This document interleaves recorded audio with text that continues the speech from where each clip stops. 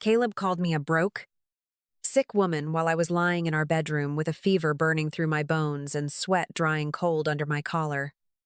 He stood in the doorway smelling like new cologne, wearing the navy polo I had washed before I got too weak to carry laundry. At the end of the bed, he dropped papers like he was leaving a receipt, not ending a marriage. You need to be out before the weekend. Marin, the separation papers are ready, and Rena is moving in. For a few seconds, I heard everything except my own voice. The fever reducer clicked against the water glass because my hand was shaking under the blanket, and my work phone kept buzzing beside cough drops. Caleb's keys swung from one finger, the SUV key flashing under the bedroom light like a joke I was sick to laugh at. I looked at him, then at the papers, then at the watch on his wrist, the one I had bought it after his best quarter because he said a man should look successful. Are you saying this while I'm sick? I managed, and he breathed out like I had inconvenienced him again. I've taken care of you long enough, he said, and that was the part that went clean through me. Not the papers, not Rena's name, not even the way he said moving in, like our marriage was furniture dragged to the curb. It was the calm in his voice, the practiced weight of it, the way he had carried that sentence upstairs and set it beside my fever, as if I had no place left. What Caleb did not know was simple. He had just called me broke, in the house I owned, while holding the keys to the vehicle I paid for. After years living inside a life, he thought his confidence had built. I did not tell him then, because my throat felt raw and my body was still fighting to stay upright. So I pulled the blanket higher, reached for my phone, and texted Vera Hollis one sentence. He told me to leave my own house. I met Caleb before either of us had anything worth showing off. He sold commercial coffee machines to offices where the break room mattered more than the lobby. And I worked pricing data for a convenience store chain. Most people only noticed when they needed gas and aspirin. Back then, he liked that I did not dress ambition up for attention. And he used to tell people Marin is the smartest person in any room. She just does not need the room to know it. I believed that was love, because it sounded like admiration. And for a while, maybe it was. After we married, the words changed slowly enough that I kept explaining them away. Caleb still smiled when he talked about me, but he started calling my work laptop money, as if my income appeared because I clicked the right boxes from our kitchen table. When my role grew and the company rewarded me after a merger, I told him I had done well. Not how well, because the first serious bonus I mentioned made him go quiet through dinner. Later, he joked that I was getting too expensive to live with, then kissed my forehead like an apology could erase the part of him that meant it. Daphne Rusk, my financial advisor, never spoke in feelings, which was why I trusted her. She helped me keep the merger money separate, document every transfer, pay the taxes cleanly, and buy the Charlotte house in my name with funds Caleb had never touched. I told myself I was protecting our peace, but every separate account statement and careful signature proved some part of me already knew peace should not need that much paperwork. Caleb posed by the front door and told friends we finally bought our place, while I stood beside him smiling like the sentence did not scrape. I let him enjoy that story because correcting him felt cruel then, and he slowly mistook my silence for proof that I was smaller than him in that house too.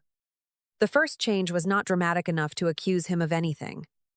Caleb started staying out for client dinners that ended with him coming home freshly showered, phone face down, smelling like steakhouse smoke and the sharp cedar cologne he had not worn since our anniversary. When I asked how the meeting went, he gave me the whole answer too fast. Names, menu, traffic, the kind of detail people use when they are afraid silence will ask a better question. I wanted to believe him, because wanting to believe a husband is easier than admitting your body knows before your mouth does. Rena's name appeared slowly, then everywhere. At first, she was a sales development lead who understood how hard real selling was. Caleb's words, not mine. And he said that while I was clearing 2 coffee mugs from the counter, after working 10 hours from the same kitchen he liked to mock, One Thursday, an email confirmation hit our shared inbox because Caleb had used it years ago for restaurant points, and the table was for two at a steakhouse he had described as a client dinner. The name on the reservation was Caleb Drayton, and the note underneath said booth if available. Rena prefers quiet. I did not unlock his phone or follow his car. I saved what landed in front of me, the receipt he left in his pants pocket, the reservation email, the charge that matched the night he said the client ordered for the whole table. Then his phone lit up on the bathroom counter while he was in the shower, and the message sat there long enough for me to read it without touching a thing. I told my mom, "You're almost free," Rena wrote, "but I don't want to walk into that house while she's still there."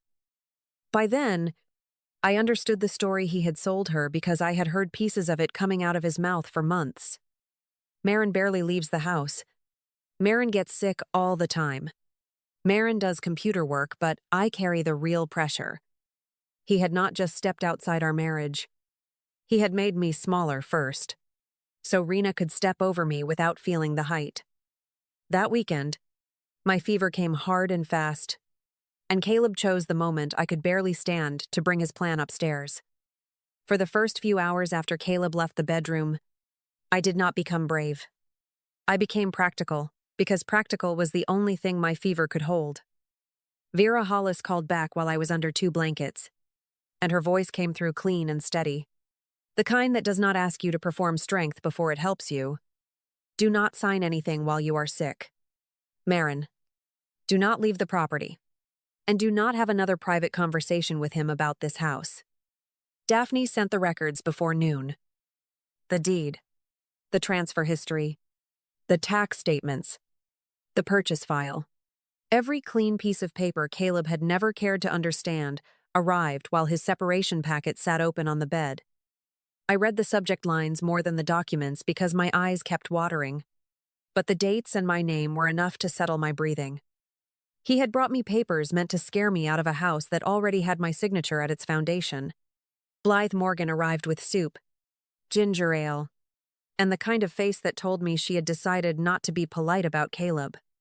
She saw the papers, saw the thermometer, saw my hands shake when I tried to lift the spoon, and her mouth went flat. "He called you broke in the house you bought," she said. And I nodded because saying it out loud made it sound less like pain and more like evidence. "He does not know," I whispered. And Blythe looked toward the stairs like she finally understood why men like Caleb liked closed doors. By the next morning, Caleb was already trying to write the story without me. He texted our friends that I was not doing well and that he was handling the separation as gently as possible, while another message to Rena promised the house would be calm by the weekend. Vera told me those words mattered because they showed intent, not confusion. And Daphne said the paperwork would speak louder than whatever version Caleb had rehearsed. When my fever dropped enough to stand, I put on clean clothes, sat at the kitchen table, and told Vera to come over the next afternoon. Caleb came home expecting boxes. I saw it in the way he stepped through the front door, annoyed before he found me, ready for tears over drawers. Instead, I sat at the kitchen table in clean clothes, voice rough from fever, with Vera Hollis beside me and a folder where he dropped his keys. Daphne Rusk was on speaker, quiet until needed, and Caleb looked from the folder to my face like he had entered the wrong house. "What is this?" he said, and Vera did not raise her voice. "This is a legal conversation, Caleb. So sit before you say anything else about the property." He laughed once, short and ugly, the same laugh he used when he wanted a room to know he was being patient. "Marin, this is ridiculous. You are sick and upset. And I am not doing this with some lawyer in my kitchen." Vera slid the deed across the table, and when his eyes landed on my name, the laugh left his face. Daphne confirmed the purchase funds came from my separate account, documented before closing, with tax records prepared. Caleb reached toward the paper, then stopped, because touching it would not change what it said. "The house is mine, Caleb. The SUV is mine. The furniture you bragged about is mine. And Rena is not moving in. He stared like I had spoken another language. But the proof sat under his hand, shrinking every story he had told. His phone rang before he could answer, and Rena's name lit up on the screen. He grabbed it too fast, but the kitchen was quiet enough for her voice to slip out, asking if I was gone yet because she did not want to bring boxes into a fight. I looked at Caleb, not her, and kept my voice steady enough for both of them to hear. She is not gone, Rena, because this is her house. Rena said Caleb's name once, and it did not sound soft anymore. He tried to recover, telling her I had hidden things, telling Vera this was marital, telling me I made him look stupid on purpose. No. Caleb, you did that when you called me broke without checking what you were standing in. Vera placed the notice in front of him, and Caleb looked from his papers to mine, with nothing ready to say. The calls started before Vera had backed out of the driveway. The first voicemail was angry, Caleb's voice tight, saying I had humiliated him in front of Rena and turned our marriage into a legal scene. By the second message, the anger cracked into panic, and he kept saying he did not know, like ignorance could stand in for remorse. By the third, his voice had gone soft enough to scare me more than shouting, because softness had always been how he found the door back in. I listened once with Blythe beside me at the kitchen table, her soup cooling between us. Marin, please. Caleb breathed through the speaker. I can come home tonight. Rena was a mistake, but I need to talk to my wife. Blythe did not reach for the phone or tell me what to feel. She only looked at the screen when the message ended and said, "He misses the house already." The next morning, Caleb came back with grocery store flowers, still wrapped in plastic. He did not have the SUV because Vera had told him to leave it until temporary use was addressed. So the rideshare idled at the curb while he stood on my porch, like a man arriving for an interview he had already failed. I watched through the front window with my fever down and both hands around tea. I did not open the door, because Vera had been clear that sick women should not be pulled into hallway negotiations by men who had run out of papers. Rena messaged later that afternoon, and her words were careful in a way her voice had not been on the phone.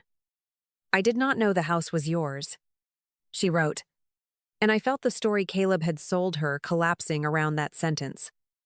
I did not answer her myself. Vera sent the response that personal contact needed to stop. By evening, the friend group Caleb had texted was no longer easy ground for him. They understood I was not unstable, not broke, not being gently handled by a noble husband. They knew he had tried to move another woman into a house he did not own. Suddenly, the man who wanted me gone was begging for permission to come back inside. Caleb's work fallout arrived quietly, which made it feel more real.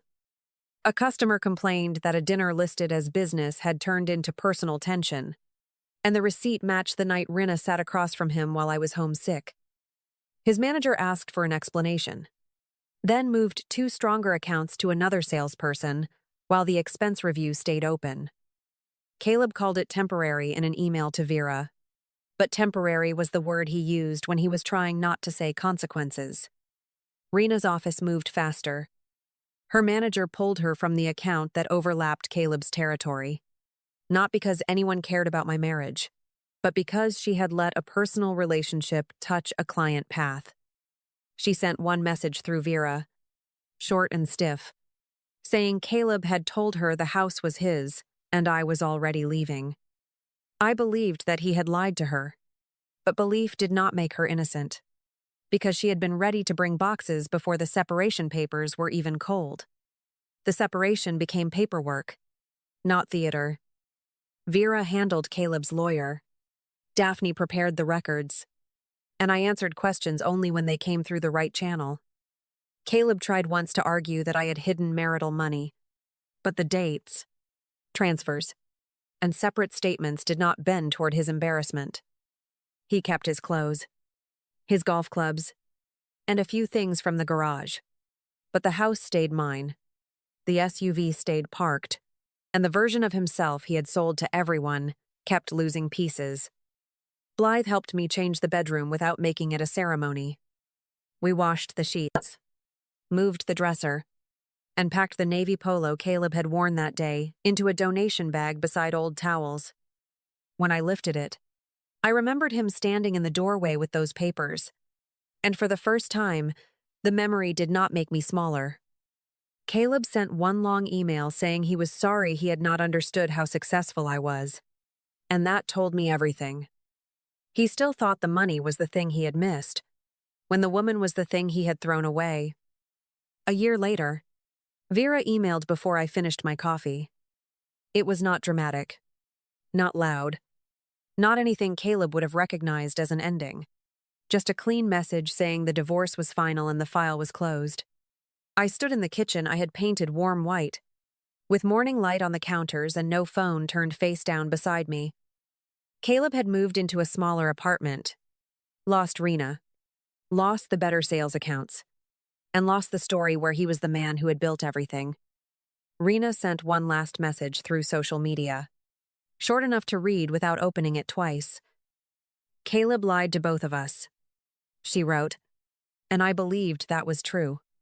But I did not need to answer a woman who had once asked if I was gone yet.